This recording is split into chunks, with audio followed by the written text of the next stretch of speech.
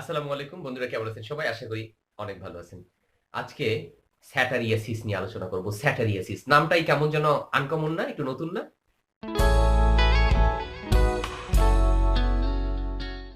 স্যাটারিয়াসিসটা হচ্ছে পুরুষের অস্বাভাবিক যৌন আকর্ষণ, অস্বাভাবিক যৌনতা। এটা এক ধরনের মানে যৌন বিকৃতি চরম আকারের। এতে কি হয়? একটা পুরুষ সে মানে বারবার যে নারীকে পায় তার সাথে যৌন সম্পর্ক করতে চায়। এই টাইপের মানুষগুলো বেশি, বেশি ধর্ষণ করে। আ কি বলা যায়? তার মধ্যে একটা যৌন উগ্রতা প্রকাশ পায়। যৌন সম্পর্ক করা নিয়ে, সেক্স করা নিয়ে এত বেশি সে করতে চায়। এটা আ হতে পারে মানসিক কারণ, জৈবিক কারণও হতে পারে। তার মধ্যে যৌন স্পৃহা এত বেশি থাকে সে বারবার সে যৌন সম্পর্ক করতে চায়। এখানে বাছবিচার করতে চায় না। যাকে পায় তাকেই। বিষয়টা এই টাইপের। আ এটা এক ধরনের কঠিন রোগ। অবশ্যই সাইকোসেক্সুয়াল ডিসফাংশন। অবশ্যই একটা মনোরোগ। জৈবিক কিছু বিষয় তো থাকেই। তো এই টাইপের মানুষগুলো সমাজে বেশি অপরাধ প্রবণ হয়ে যায়। কিছু মানুষ দেখবেন যে অনেকগুলো সে অনেক সময় গর্ব করে বলে, "জানো আমি ৫০ টা মেয়ের সাথে সেক্সুয়াল ইন্টারকোর্স করছি।" এখানে সে প্রেমের অভিনয় করে, সে আসলে কখনো প্রেম করে না, ভালোবাসে না। সে তার টার্গেটই থাকে ওই মেয়েটার সাথে সেক্স করব। তারপর ওটা বাঁচুক মরুক যা ইচ্ছা তাই হোক। কোন দরকার নেই। ও বাদ। আরেকটা শুনুন। এই যে সিরিয়ালি সে ধর্ষণ করছে, তার বিকৃত মনোভাবের প্রকাশ ঘটছে, এটার পিছনে সবচেয়ে বড় কারণ কি জানেন? সবচেয়ে বড় কারণ হচ্ছে যৌন অক্ষমতা। ধরেন একটা পুরুষ বিয়ে করছে একটা মেয়েকে। বিয়ে করার কারণে ১ম রাত্রে সে বিফল হলো। ওই মেয়েটা তাকে বিশাল পরিমাণে মানসিক একটা পেইন দিয়ে মেয়েটা চলে গেল। তার ভিতরে কি হইছে? তার ভিতরে তার পুরুষত্বহীনতা, মানে তাকে ছোট করা হইছে। তার অবচেতন মন তখন ভিতর থেকে উদগ্রীব থাকে তার পৌরুষ প্রকাশ করার জন্য। এক ধরনের হিংস্রতা কাজ করে তার ভিতরে। এই যৌন হিংস্রতা। যে না আমি পুরুষ, আমি দেখাই দেব। সে টাইম পাক বা না পাক, পারুক বা না পারুক, যতটুকু পারে। সে এই অপরাধ প্রবণ হয়ে ওঠে সে। এটা একটা খুব বড় কারণ।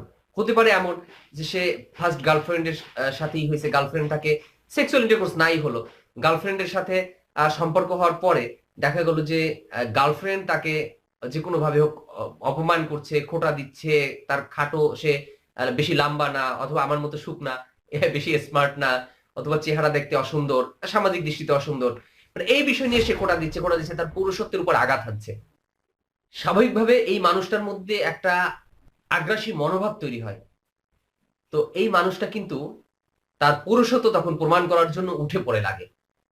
আমার কথাগুলো রিপিট হচ্ছে, আমার কথাগুলো ডাবল হচ্ছে, কারণ হচ্ছে আমি চাচ্ছি আপনাদের এই তথ্যগুলোকে বুঝিয়ে দেওয়া। তখনই এই সমস্যা হয়। আর বৃদ্ধ বয়সে কিছু সমস্যা হয়, হরমোনাল কিছু বিষয়ে এটা ফ্যাক্টর হতে পারে। হ্যাঁ, জৈবিক যেটা। যখন একেবারে ৪০ ঊর্ধ্ব একটা মানুষের দেখবেন যে অনেকে আছে সে পাগল হয়ে যায় বিয়ে করার জন্য। তার নাতির বয়সী নাকি না মেয়ের বয়সী এটা দেখে না। অনেক সময় পুরুষের পোস্টেড গ্ল্যান্ড যখন বড় হতে থাকে তখন তার মধ্যে এই যৌন স্পৃহাটা অনেক সময় প্রচুর পরিমাণে বেড়ে যায়। ওই যে বলে না যে আ কি বলা যায় যে গ্রামে যাদের কারেন্ট নাই তারা তো কুপি জ্বালিয়েছেন, তাই না? আগুন নিভার আগে যে ধপধপ করে ওঠে একবারে। ধপধপ করে উঠে আবার ঠপ করে নিভে যায়। তাদের অবস্থা হয় এই।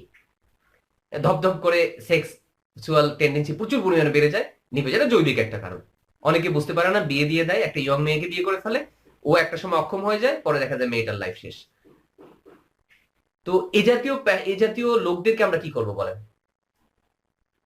পিটিয়ে মেরে ফেলবো সমাজে? না। আমাদের দায়িত্বটা হচ্ছে একে চিকিৎসা করা। কারণ তো মানসিক অসুস্থ। তাকে অবশ্যই আশেপাশের কোনো যদি মানসিক হসপিটাল থাকে হসপিটালে নিয়ে নেওয়া। পয়সা বেশি হলে তার আত্মীয়স্বজন যদি থাকে তাকে পরামর্শ দেওয়া। তুমি একজন মনোচিকিৎসকদের কাছে পাঠাও। অন্ততপক্ষে মনোচিকিৎসক না হোক, যে চিকিৎসক আছে, যে চিকিৎসকের এই সম্পর্কে ধারণা আছে তার কাছে পাঠানো। সে রেফার করে দেবে। আশা করি আমরা বুঝতে পেরেছি। ঘৃণা নয়। মানুষদের ওটা তো উনি তো একজন মানুষ। তার ভিতরে যে সমস্যাটা আছে সমস্যাটা দূর করে দেওয়া উচিত। কারণ সমাজে আমরা যেহেতু থাকবো, সবাইকে নিয়েই থাকবো। সবাই কিভাবে ভালো থাকে সে বিষয়টা আমাদের চিন্তা করা দরকার। যাক, আপনাদের নতুন একটা তথ্য দিলাম আমি। এটা পুরুষ নিয়ে দিলাম। মেয়েদের নিয়েও এ টাইপের তথ্য আছে, আমার ভিডিও আছে, দেখে নেবেন। অনেক ধন্যবাদ যারা আমাদের সাথে ছিলেন।